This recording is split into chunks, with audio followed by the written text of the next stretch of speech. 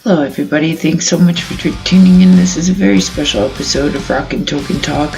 These will be one-on-one based interviews with me and one artist at a time, as opposed to me and Lips interviewing multiple people on Zoom. Hope you really enjoy this. This one is a really great episode with me and the incredible Demolition man, Tony Dolan. I think you'll agree and see why it's so much fun to have a chit chat with them. So stay tuned, spread it around, like, share, and support everybody. Thanks so much, Kelly V, Pop Pixie.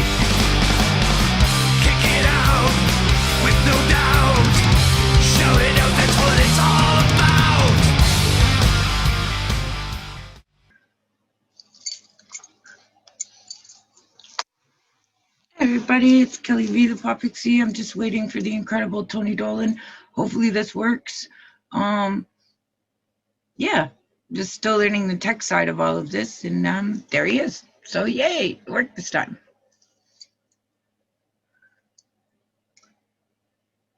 And he's connecting. There we are. Yay!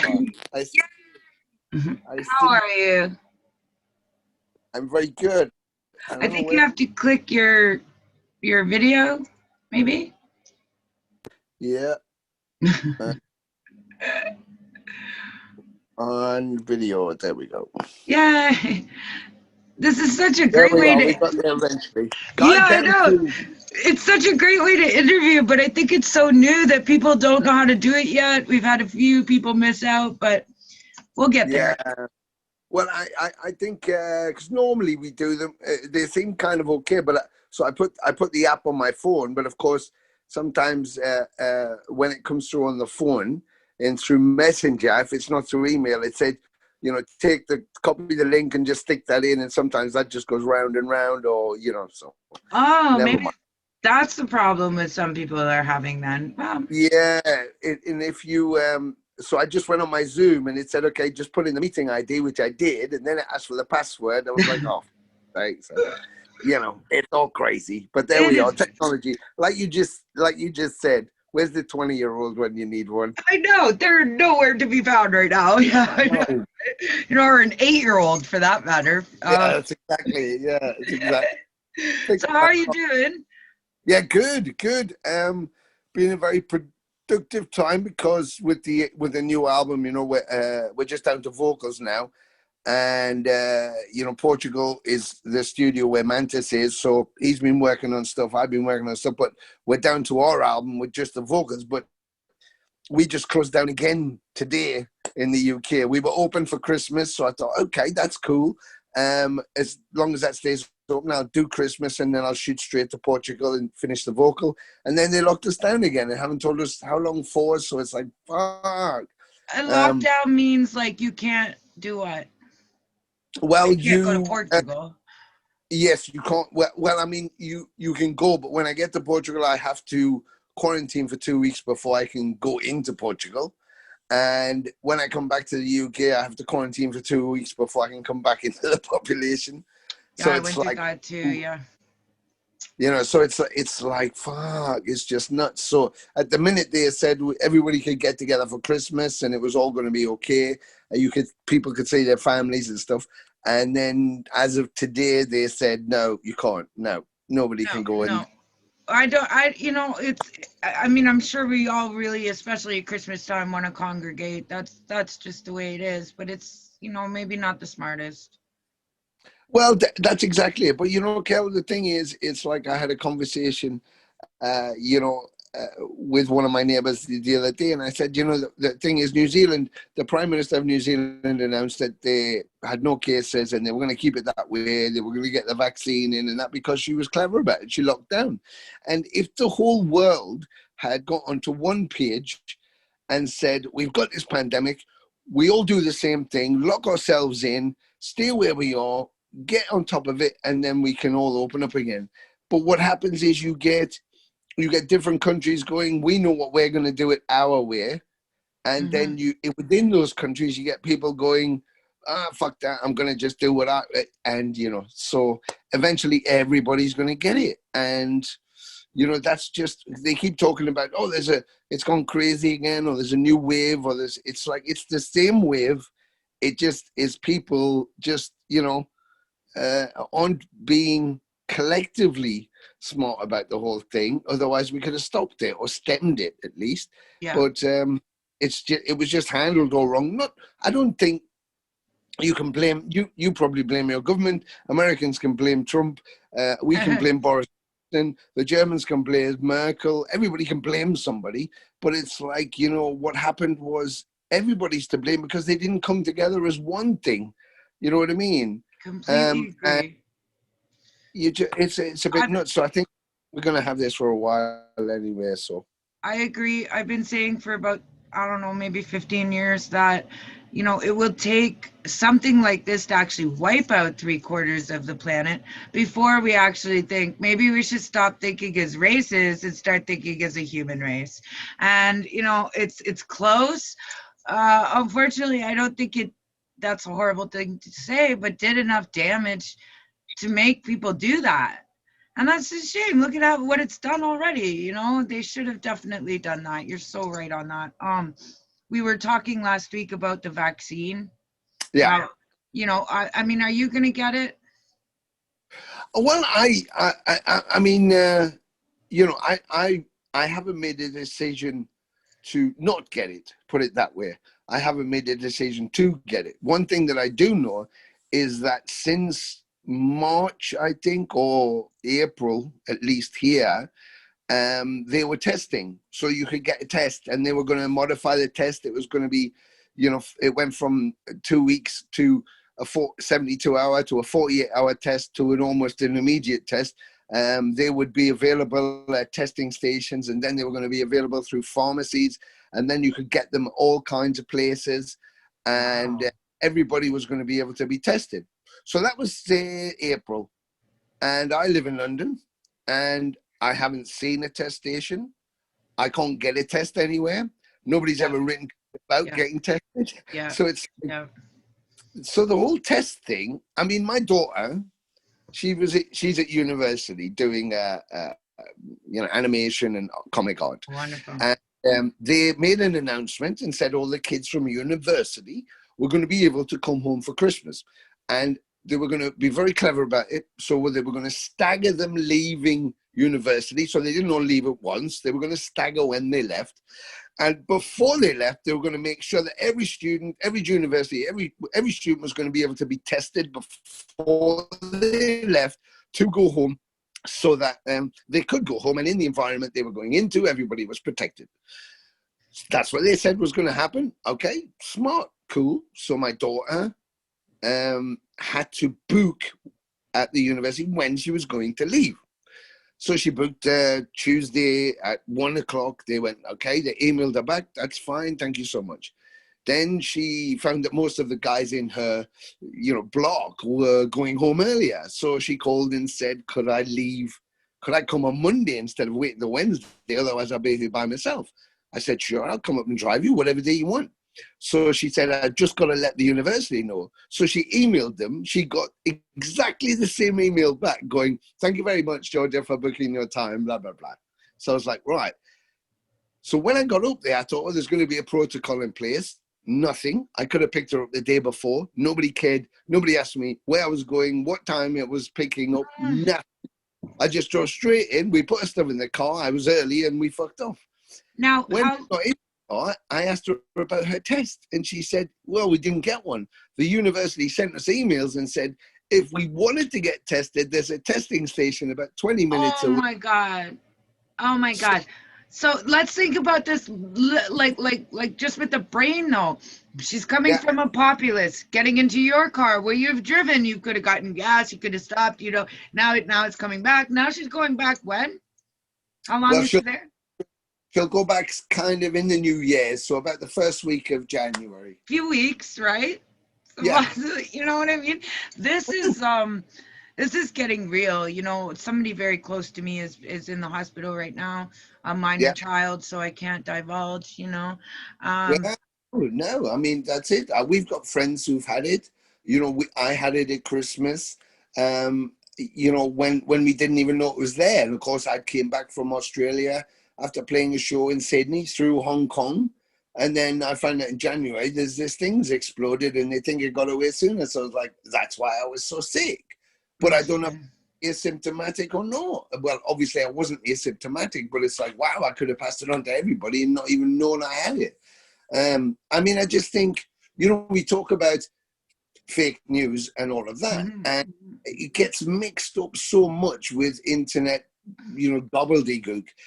But there was a classic example of you know, I'm not a conspiracist and I don't think everything's fake. Exactly. Yeah. But there's a classic example where our prime minister, our government comes on television, tells you it's going to be fine because all the students at the university, they're all going to be tested before they come and they're going to be staggered when they can come home. But the reality is, no, they're not tested. They just leave whenever they want to. So it's like, what's the point of that? Who are you telling that to? So that we all go, oh, okay. Brilliant. Yeah. So there wasn't a huge kerfuffle made about it before it actually happened. Exactly. So you know, and if it was, then they might not actually be coming home at all. Completely. And now, I mean, that's cool. Okay, so the kids come home and you think it's okay and they think it's okay and it's okay. Thank goodness. And the government's, you know, spun you that. And then Christmas is going to be fine. And now they're going, oh, the cases are ramping up, so we're going to have to close down for Christmas in London. Well, why is that? Probably because you let all the students go. Exactly. Whenever the fuck they do. And now you're going to blame the kids. It's going to be their fault next because they're spreading it. It's like, but you said it was all in place and you're going to handle it, which is And if people are allowed, they will, because we just need each other. You're right. Yeah, of course. Kel, I think that's the humanist problem. This thing has done a few amazing things. It's stopped the world, so we've reconsidered our position in the world for good.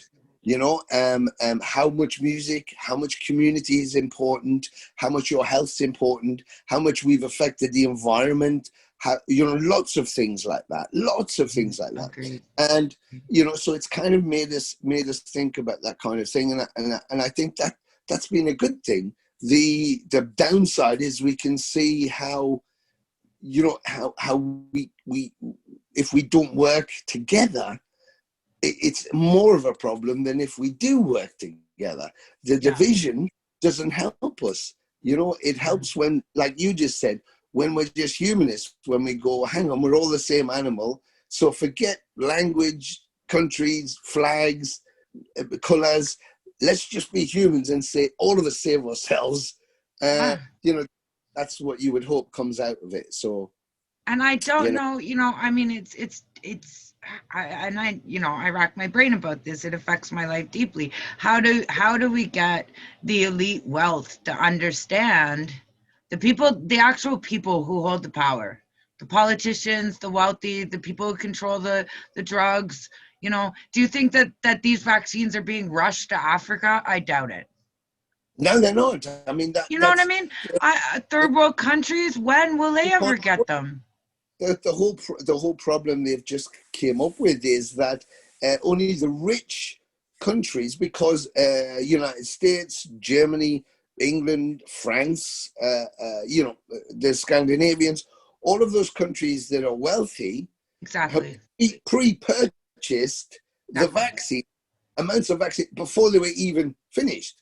So they've already pre-purchased them. So not only are there a shit load of countries that that can't get them because they're already pre-bought by the rich ones, but also there's a whole lot of countries that even if they could access them, they haven't got the money to buy them. So it's like, oh my God, we're now in a situation where, you know, Donald Trump complained because they give the first vaccines in America, injections, yesterday, and we gave them last Monday. And he was complaining to his FDA that, like, why is another country giving theirs before we do it? It's like, it shouldn't be a competition. It shouldn't be. And it's going to be America first always. Come on. Exactly. And I know he wants to protect his people, and I absolutely. And I think Canadian government should do that, and we should do that, and everybody should do that. But not at the expense of other people. Not at the expense of other people. You know. what would it cost to vaccinate the whole planet? What would it cost to go to third world countries and make sure they have them in the same time frame that we do? Is it You know, impossible? as an age-old question that's bandied, isn't it? It's like, hang on, if I give, which I do, but if I give £5 a month to a UNICEF, Mhm. then this little boy or little girl with an extended stomach, with flies eating its eyes away, who is going to have water, clean water for a month if I give £5. So you're telling me that our government can spend, I don't know, 120 million on defense, on new weapons, but we can't give them enough water. And you know what? If we just shared the resources, we wouldn't have to spend the money on defending ourselves because people wouldn't fucking hate us. It's so goddamn simple, right? You Yeah, know, it's just a fight for survival, equality, the basic rights which we hold dear, and I can't um and unfortunately my friend and I were talking about this yesterday. Is it a push to eliminate the poor? Whether it's in cities, in you know, mm, I mm, do. I don't see how that is. You know, you don't want and to it's so think it. no. I mean, a friend of mine, a friend of the family. She was working for. This was maybe 10, 20 years ago. She was working for a company that were dealing with homeless people who lived on the streets of London. It was quite a lot of people, and it was getting near winter. It was very cold, so they were looking for places they could utilize to house these people so they could sleep somewhere not on the streets in the middle of winter in England. And they found a building, and they went to the local governing body, and they said, okay, you can use this building. Now the building was an old structure in London. It hadn't been used. This building had not been Oh, used, okay, since the Second World War. It had been closed and had oh. run closed. Nobody took it over because it was expensive to rent. So this, 5-story building had just been left, nobody in there, and they were allowed to open and house these people for 3 weeks over Christmas, but then they had to leave again. And you're like, why can't they just live there? Yeah, I mean, yeah. We have these wonderful programs. I think right when COVID hit, all of the soup kitchens, the shelters, and the hospitals, the libraries, yeah, everything closed to the homeless. Okay. yeah, Where do they go? They are now have nowhere to bathe, nowhere to wash, nowhere. They don't understand what's going on. They were just put out on the street. We came yeah, up with this awesome program where hotels had to close down as well. Only certain chains are allowed to have COVID rooms. So all those motels, they put the homeless people in there. oh my God. So they're trying to get them on the system, get them the help they need, maybe get them the resources, That, and they're being housed in motels all across that, the country. The yeah, motels are not loving that. They are not loving no, it, but they're making money through the government. what, exactly, Yeah, and it's a real problem. And after New Orleans and the devastation there, watching all the poor people being shoved out of New Orleans and never allowed back. yeah, You're telling me yeah, our government wouldn't do that in a heartbeat to eliminate that? yeah. And I, it's another one of those things. It's about where their focus is. It's like, when you hear them from the pulpit say, you can hear Trudeau say it, or Trump say it, or Boris Johnson say it, or Merkel, or whoever, when they stand there and go, I represent the people, it's the citizens of this country. It's like, which ones? All of yeah, them, not all, or the not all, not all of them, not not all of them, because if it was all of them, they wouldn't be sleeping on the streets, would they? If it was no, all of them, no. they wouldn't be getting out of their houses. They would have heating, so they wouldn't be dying in the winter because they can't afford their heating. They wouldn't be going to food banks because they don't have money. So not all of them. You represent some of them, and the ones Right. who are okay, who don't care. Yeah. That's who you represent, and Upper middle class and above. That's Yes. definite. I went to school in the east coast of Canada where it's very, very poor. Yeah. They've just lost all their local industries, right? So they got no Yeah. forestry, no fishing, nothing left. Yeah. So, and they gave out 200 and I think $40 a month to the welfare community, and they challenged their MP to live on that for a month. Yeah. And he actually came up with a meal plan that would make you just like, I doubt there's no way he ate that for a month. No freaking way. And I'm just, I don't know in England if the low income when they get their shots. Oh yeah, completely. I mean, that's exactly it. The people who are at the back of the pack, or people who can't sustain themselves. So if you're not sick, but you're on low income, well, you're not going to be able to get there, are you? And another thing, we had a similar thing where an MP from London travelled up north of England, and this was many years ago, and he lived there for a month in a regular house with benefits, the benefits they were getting. And after a week, he was the one going, this is impossible, I don't know how you do this. Yeah. And it's like, you're the one deciding how much people get to live on, Now, and you do it.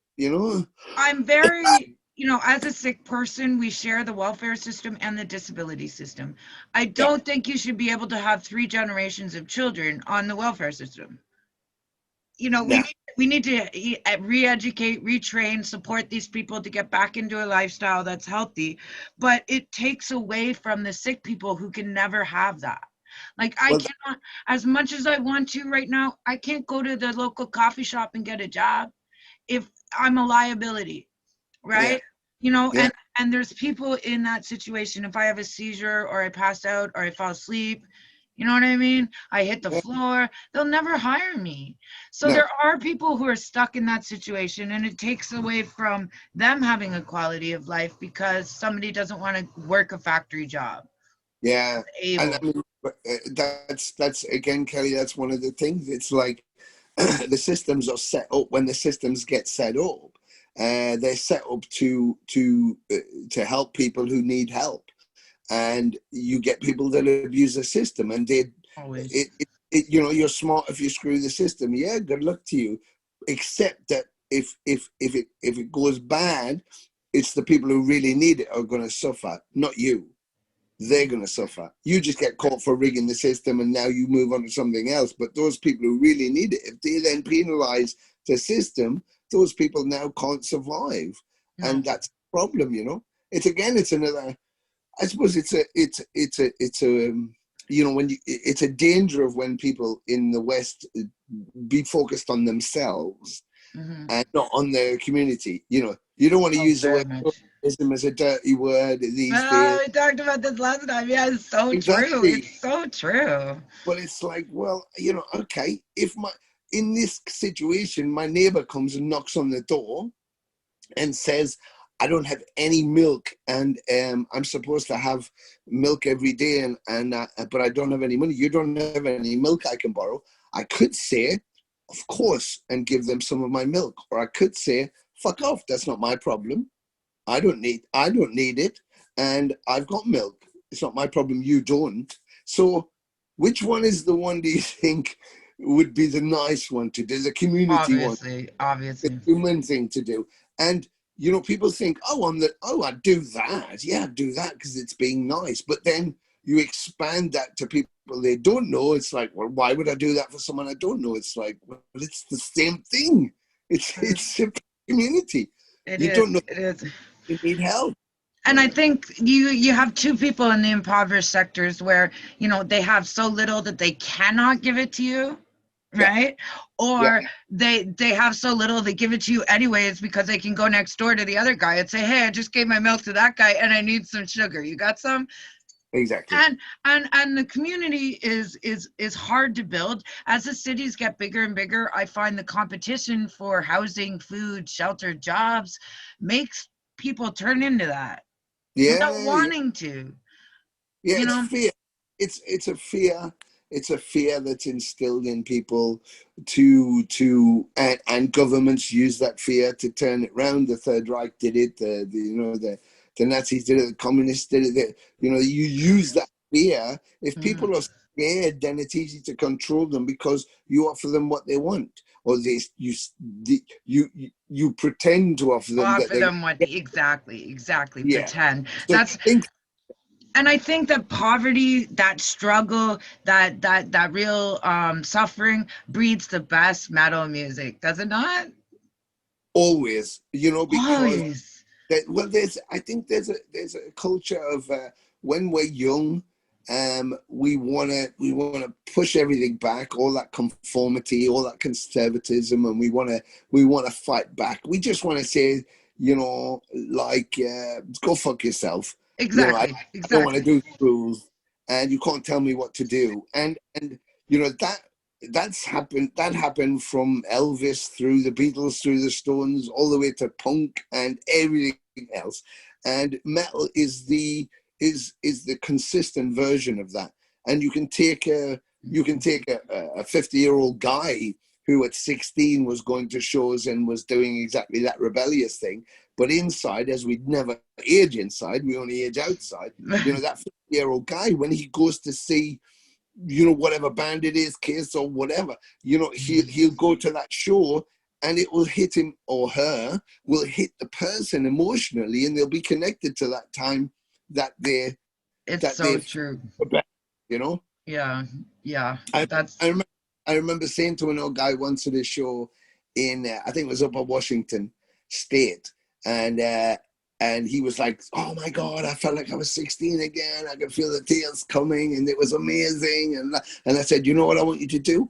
Once a month. This is it. Just once a month. Please do this for me. I want you to uh, get the wife out the house, tell her to go and party with her friends, make sure your kids are doing whatever they're doing. They were kind of grown up." So I said, so just get the house to yourself. I want you to turn all the lights off. I want you to put your favorite band on, Motorhead, Priest, whatever it is. I want you to crank it up to like 11. always 11. I want you to just strip down to your underpants, get a tennis racket or a pretend guitar, and I want you to scream like you're in Madison Gardens. And I said, just liberate yourself, because that person that we were is always inside. We just constrict it and compress it. And when we go to a concert, we let it out. We let that person free. And then we go back So, to doing our day job, it's so true. It's so true. wherever. So I said, liberate yourself just once a month. Just have the house to yourself, kick this shit out, and just pretend you're whoever at Madison Square Garden. I do So that all day, almost every day. Like my poor neighbors must think I'm insane, and I do, and it's one of the only things that actually makes all of my episodes stop. yeah, Be just totally engrossed in the music and freaking out or singing, screaming, banging my head. And it's a dead scene here, man. yeah, Like metal it's got to make a bigger comeback in Canada. It's got to be supported. We got to change this. that's it. I think Driving me nuts. I know, I know. I mean, though, but I've been all over the planet playing, from small places to big places to big stages to small clubs, and everywhere I go, whatever town it is, from Chile to Japan, from New Zealand or Tasmania to Canada, uh, East Coast, West Coast, Alberta, you name it, you'll get it, and they'll go, "Yeah, metal's not so big here," and everybody says it, and I'm going, Then you go to Wacken, and you see like 500,000 metalheads, Yeah. you then go, "It's not so big," and they're not all from Germany. They're from Yeah. Exactly. Exactly. The fans are here. The yeah, fans are here and they're loyal. For yeah, whatever reason, the industry just looks right over the whole freaking yeah. genre. And I'm mind blown. I'm mind blown because the fans are so dedicated. There's so many of them. There's so many genres of metal now to choose from.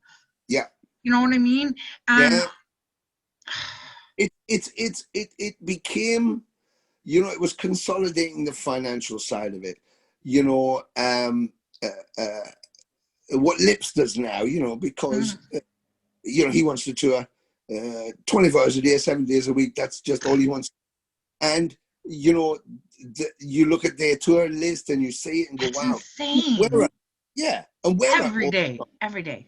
we're out all the time. We do as many shows as we can, non-stop, no days off.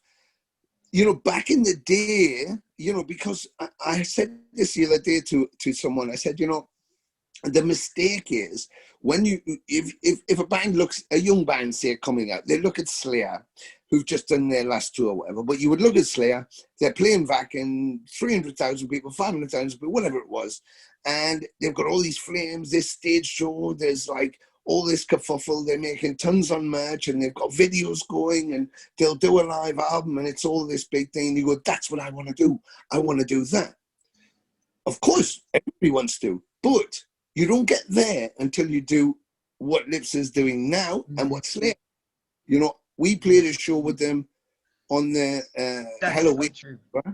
And it was their only show in the UK. They played in London, and we played the same bill. And afterwards, we all went back to the hotel, and they were about to leave the next day for America. And I remember talking to Kerry, who was like really grumpy. Really. I mean, he's not like a ball of fluff anyway, but he was really, really grumpy. And Jeff sat down, and I said to Jeff Hanneman, R.I.P., I said, Jeff, is Kerry all right? He seems a bit pissed. And he was like, oh, he's just really fucking over the whole thing. And I said, oh, right. Why? And he said, well, it's been, we've been in Europe a month.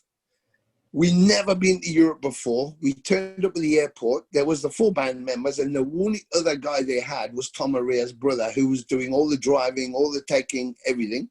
And in those days, there was no fucking GPS. It was a map. He said, we got to the gear place where they had a van full of our gear. The guy gave his brother a map and the keys and went, Europe's that way. And these guys were playing non-stop shows, sleeping in the van on their gear. So when you see them and you presume they're being arrogant because they're rich and they're at the top of their game, you have to realize that they were sleeping in the van, wet, cold, hungry for a month with nothing. And they didn't do it just once. It's like John Zazula had Metallica do. Those boys did America in a round, sleeping in a van, eating crap food and not having 5 hotels. The minute they finished, they flew to Europe and did 6 weeks. The minute they finished, they flew straight back to America, had a week off, and then did it. And that's what they kept doing. So now they live years with all the money and all the artworks and all the cars and all the la orchestra, but they were still kids. They worked non-stop to get there. And, that's the reality of the thing. And I think the industry changed at the top because they, like with product, from CDs and vinyl, before you would make money from that, that's what Kiss were making their money from, actual product. But the industry, when they went to digital, they realized that it could save them money. They didn't need to pay mom and dad's record stores so they could buy some vinyl. They didn't need to pay an HMV or Tower Records or whatever it was. The big one in Toronto, they didn't need them anymore as an outlet. They could do it straight to an online thing. There was no more people involved. The artists, the bands had to produce the artwork, the final production, deliver everything to the label, and the label just uploaded it to a Spotify or iTunes or whatever it was.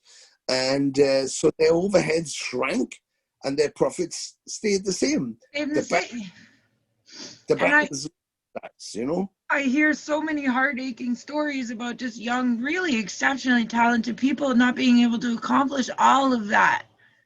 And not only all of that, the pressure to actually write good music, to produce stuff while you're trying to do that. It takes away from the important time you need to create.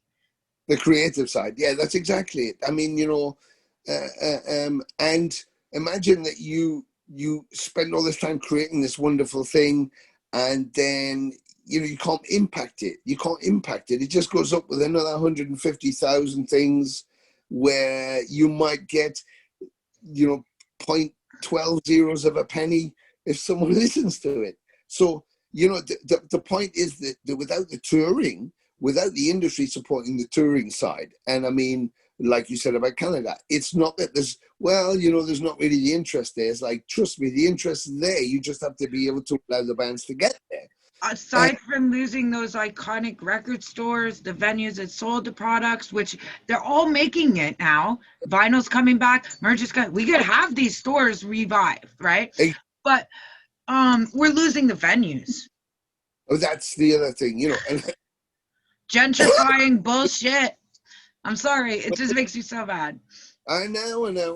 But you know, it's a bit difficult because places are closing even more now with the COVID thing. But you know, you said about the vinyl stores. Now, there's an interesting thing.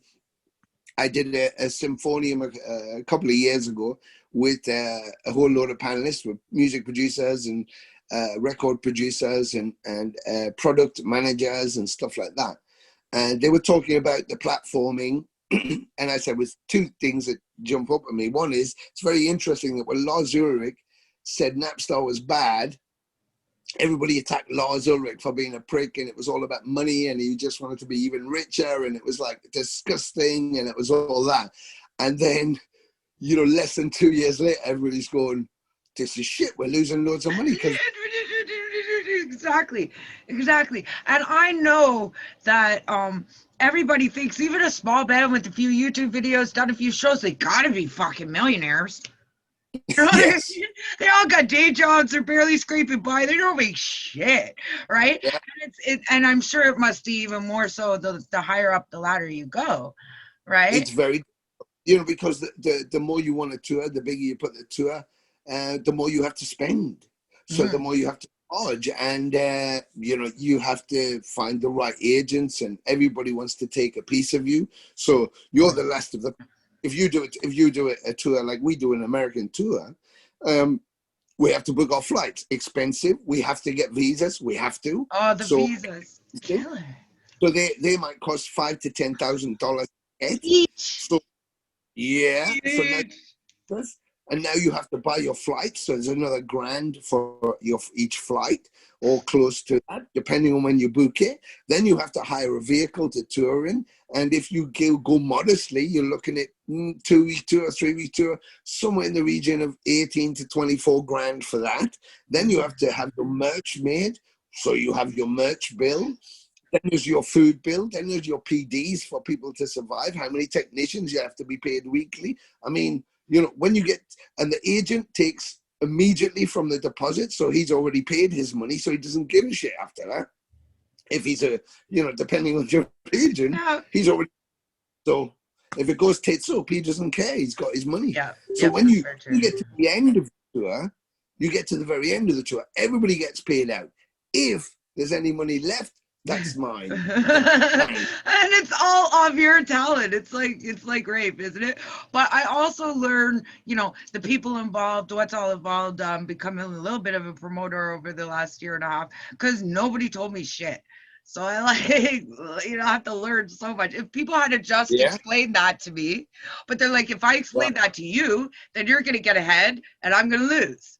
It's this whole sharing thing, you know what I mean? I contact other promoters and, you know, I say, I got some great bands. They're like, okay, send me the bands. And then they just side loop me, take the bands. Oh, yeah. They get the names and they contact them and out the door I go, right? That's it. That sucks. And I can't blame the bands for wanting to get ahead and get on a bill or something like that. But they could say, but there is so much to that side of it that's really, really hard. Pulling sponsors, I think, is the most difficult thing. Yeah. I mean, you really have to do your research, and you learn as you go, and it is a long learning curve, and you make more mistakes than you make positivity, of course. But you learn, and but it is that poaching goes on because everybody wants the business. Yeah. So you know, and you do have great agents and really great people, but of course you have people taking advantage, just much the industry. I mean, there's a question. My other question was to do with the record stores. Now, I said at this conference, I said, you know, what's interesting is, you know, I have vinyl, and I know like almost probably everybody I know that is of my kind of generation all have vinyl. Now, I don't remember it must have happened, obviously, but I don't remember anybody asking me if I didn't want to buy vinyl anymore, Yeah, or yeah, or yeah, music, or yeah. closing. Nobody ever asked me, and I said, I think if I asked everybody I know who does that, nobody asked them either. But yet we were told by the industry nobody wants vinyl anymore, so they just Who stopped said making it. who made that executive decision? I'm telling you, like as a vinyl collector, that's mental. That's mental. Yeah. Now, So that decision was made by the music industry because there was a cost involved in making vinyl. Then there's a shipping cost, there's a product cost, there's a printing cost, there's a people cost. You have people at the plant, you have people at the pressing plant, you have people at the pressing the artwork, the covers, you have people at the actual physical plant for the vinyls or the CDs. Then you have the drivers, the shipping agents. Then you have the outlets. You have to ship them to all the places. So by the time it actually product gets to the consumer, they've got all these costs that they have to apply. Whereas if they don't have any of that shit and they just go band me iTunes, it's pure profit. Who does it involve? Nobody. I have a department who deals with my digital platforming, and that's all I'm paying for. I don't have anybody driving anywhere with shipping. If the band wants product, then we'll give them, we'll print up 500 they can have, or 200 or 100. They can have them, sell them when they go on tour. And that's what happens. So if you want to buy product generally on a lower level, you go to the shows because you can buy T-shirts or a vinyl, a hat or a CD. I mean, every band has their product, physical product, at their shows. So the bands have now become their own record store. I know, I They have know. their own on. They have there. I mean, it's not not every label does that. The metal labels, Brian Slagle and Metal Blade are brilliant. Nuclear Blast are brilliant. Century Media, Napalm, they all want to give all that kind of stuff. But certainly the majors just want to make money and aren't interested. And that's why the record stores closed, because they decided they didn't want to make product anymore. It was too expensive. And So then now, they say that we don't want it. It's like, well, so of course I want it. why don't we open up a record store? We'll just hit up the musicians themselves and say, send us your merch. That's it. That's You know, the missing link. The missing I think link. so. Screw the record company. You just get it right from them producing their own stuff.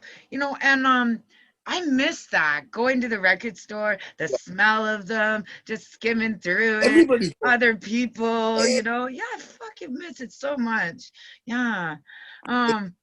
It's like, yeah, going to San Francisco and then going to Amoeba Records. It's like up here at Ashbury, going to Amoeba Records, and you walk in and it's just like this gigantic place of music. It's like, wow, I so Yeah. miss that being everywhere else. Sam's in Toronto, Sam's was just amazing in Toronto. When that closed, it was like, no, I know, and I as crazy, a street crazy. kid, that was our section. I lived in Yeah, front of that store, man. I like, yeah. yeah, like screw you, like that's our stomp, man, and I miss it so much. And the sign was in so many movies. It was just iconic, right? And it's gone. How could it be gone? You know, I know. I wonder And whatever happened that to the sign. Tower Records in London, Sam's in Toronto, and Young Street there, which was iconic. And I don't think anybody I've ever spoken to in my family in Ontario, or anybody I know in Toronto that I've ever spoken to who goes, yeah, I'm glad it closed because I didn't go in there. Nobody says that. Not one, not one. Everybody goes, No, and it's why and did it it's close? it was the fall of the industry, but also the 100-year-old leases running out on Young Street, and now that spot would have cost them so much more. Holy crap! You know what I mean? Nobody can afford it, Yeah. so they close. But I also think, like, could we not even? I don't know. How do we save them? But I do think if we opened one, everybody would come back. I don't Well, think it would. without a doubt. I think without a doubt. And, I think if you could save a church because it's a listed building, it's been there for whatever, and it's like always been a cathedral or something. Or you could, a government house because, well, it's iconic, or a pub that they go, well, this was the first pub in wherever it was. Those kind of things, those kind of music is, it's iconic. Imagine them. I mean, when they closed Maple Leaf Gardens, I was like, that can't even be possible. Those places are part of the identity of the people. Make it a museum or do something with it. But a record store like that, Sam's, was like iconic to the city. So surely it was important to keep it. Yeah. When you've got something that does that much, I think the city fathers need to look, because the rentals were going up on kids. But surely you have to make an exception for something that's iconic. You want to help to keep it there because it's iconic.